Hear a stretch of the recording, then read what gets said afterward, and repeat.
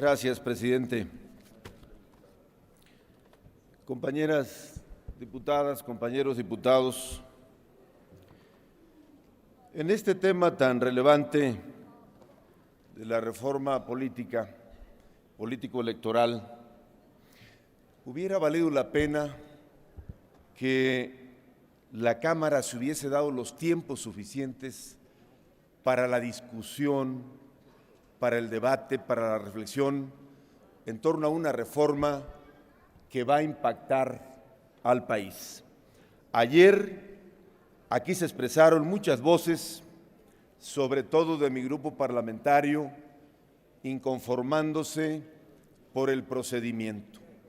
Con toda la razón, porque hubiera sido mucho mejor dar el debate, dar la discusión, dejar que se expresen las voces que así lo quieran hacer y no violentar el procedimiento parlamentario.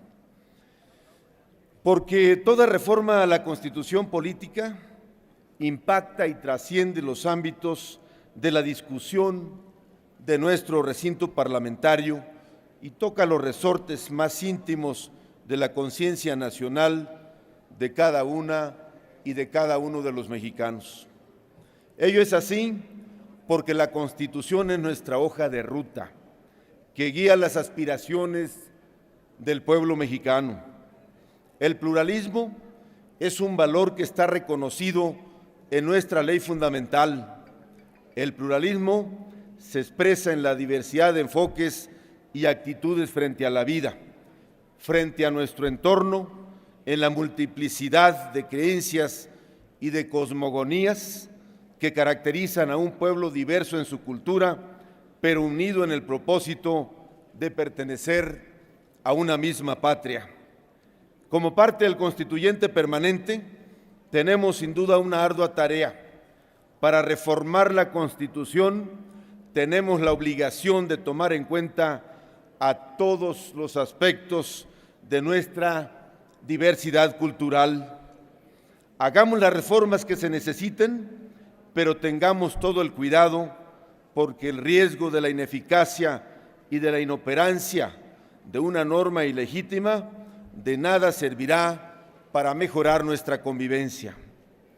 La minuta que nos envía la Cámara de Senadores contiene modificaciones a las reglas que configuran muchos aspectos de los órganos del poder público, tanto en el ámbito federal, local y de los órganos autónomos. En dichas propuestas también encontramos modificaciones a las reglas a través de las cuales se accede y se procede a ocupar los cargos de representación popular. No es cosa menor, compañeras y compañeros, lo que está en juego. El reto nuestro y el sentido y la obligación de esta Cámara de Diputados es actuar con toda la responsabilidad en su carácter de Cámara revisora y de deliberar a profundidad en los márgenes que han dejado las primeras minorías cada uno de los contenidos que hoy se presentan para su discusión. Estamos claros y entendemos que pretender que las cosas se construyan a conveniencia de una fuerza política y que con ello tengamos en consecuencia el compromiso de ser receptivos y escuchar los argumentos de todas y de todos los legisladores que tengan un planteamiento para mejorar el contenido de la reforma que nos ocupa. Pero a nadie debemos de coartar el derecho de expresarse, a nadie le debemos de negar la posibilidad de escucharle y de ser precedente atender sus razones y sus propuestas. Hay razones históricas que hoy aquí están presentes en esta discusión, como podría ser el tema de la reelección. Tenemos en consecuencia la necesidad de mirar hacia el futuro y por ello llamo a no caer en el marco de esta sesión en posturas meramente mecánicas ni en extremos que polaricen el intercambio de razones. Es un paso fundamental el que vamos a dar. El país no es el mismo de hace 20 años. Se necesitan nuevas reglas para hacer frente a nuevos fenómenos y a nuevos retos, y que hoy tenemos la oportunidad de transitar con estas reglas hacia mejores formas y niveles de entendimiento.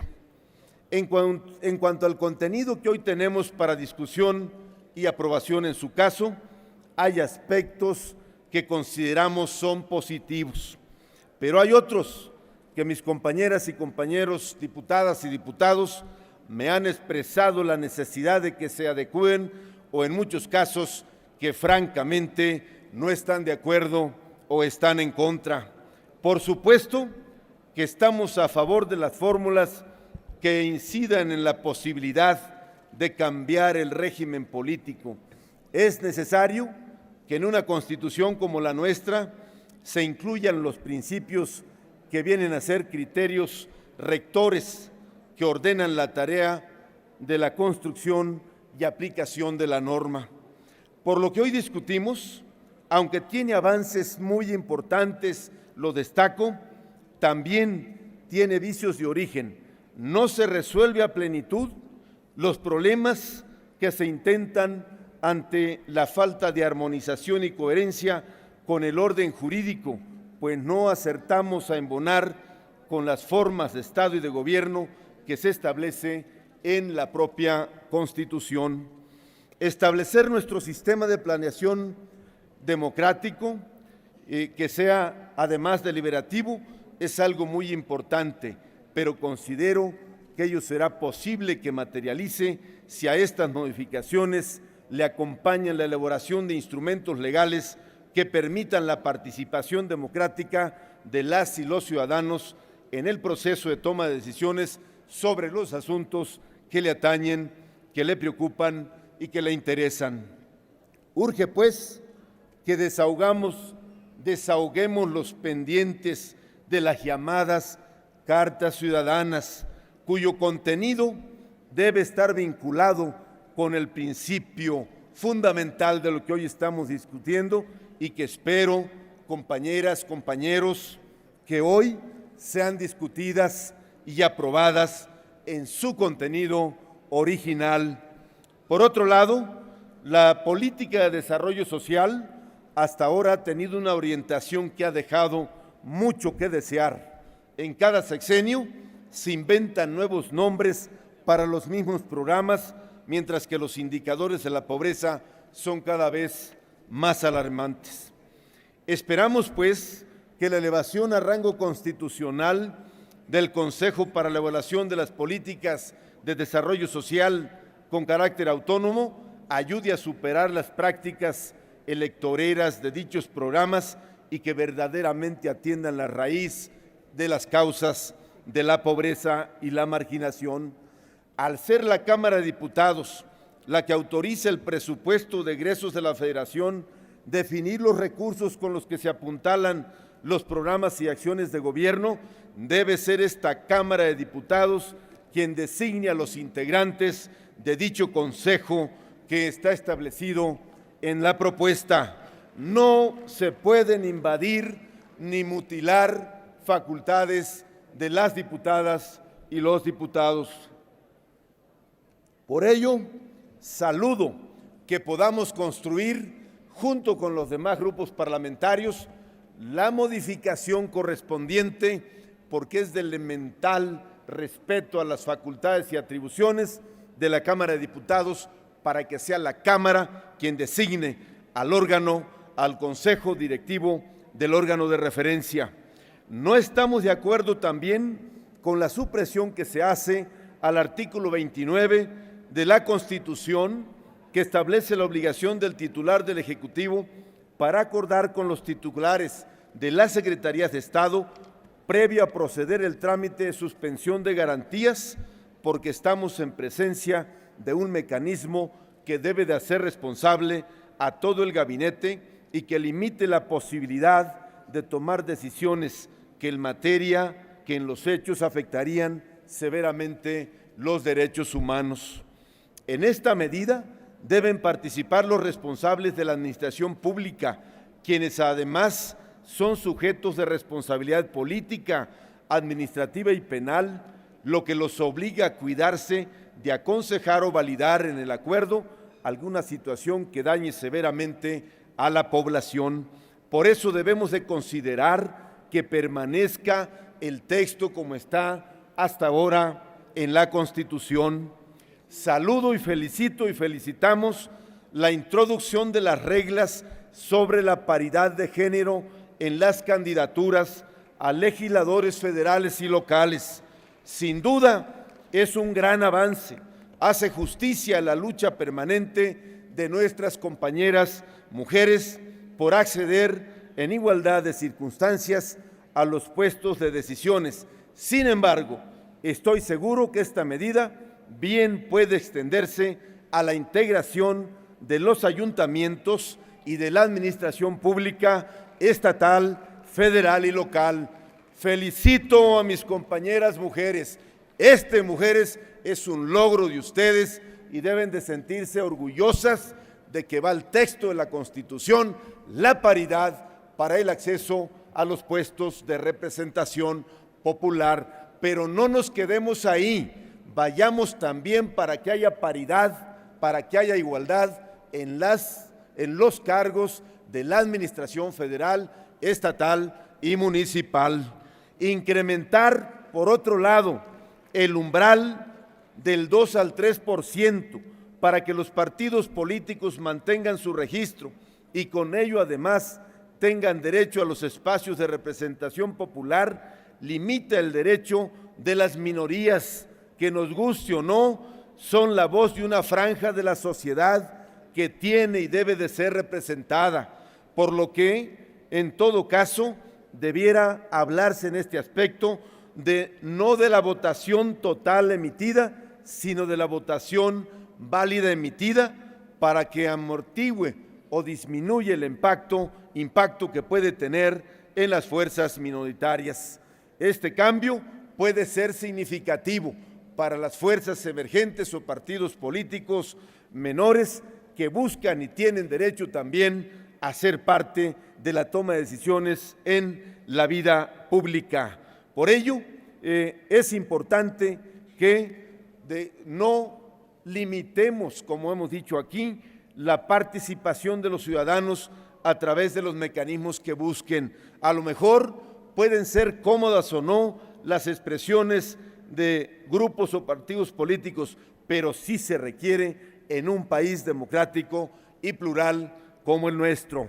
Me parece también que no se deben de quitar las facultades a la Comisión Permanente para ratificar el nombramiento de embajadores y cónsules generales, porque con ello se restan atribuciones a una figura del Poder Legislativo que viene a ser un control al autoritarismo o al presidencialismo. La introducción de la figura del gobierno de coalición, sin duda que es una novedad que permitirá la inclusión de más fuerzas políticas en la tarea de gobernar desde la administración federal, con lo cual las políticas públicas ya no estarán como ahora al servicio solamente de un proyecto político en detrimento de la competencia libre, democrática y en condiciones de igualdad.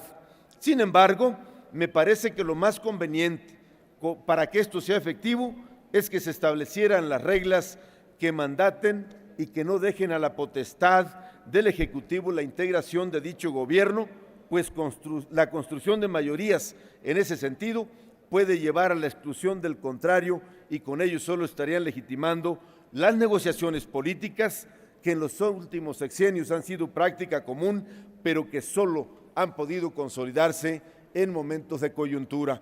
Presidente, sé que me he pasado del tiempo, esperaré terminar lo más pronto posible. Les ruego un poco de paciencia y comprensión, presidente. Muchas gracias. Gracias, compañeros. La reelección en los cargos de representación federal y estatal y en los ayuntamientos debe de ir acompañada de medidas que le den más poder al ciudadano para controlar la actuación de sus representantes, para que estos no piensen ni crean que tienen la posibilidad de prolongarse sin tener que rendir cuentas de sus actos. No es cosa menor trastocar principios históricos que datan de nuestra Revolución Mexicana. Gracias, compañeros. Zárate, ya te vi. Por ello, compañeros, es importante que no se deje solamente libre la posibilidad de que alguien busque perpetuarse en el poder. No desconozco que esto ayudaría a profesionalizar los gobiernos locales y, desde luego, las representaciones populares. Por ello, la nueva reglamentación, compañero, voy a terminar. ¿Quién es el que está chiflando?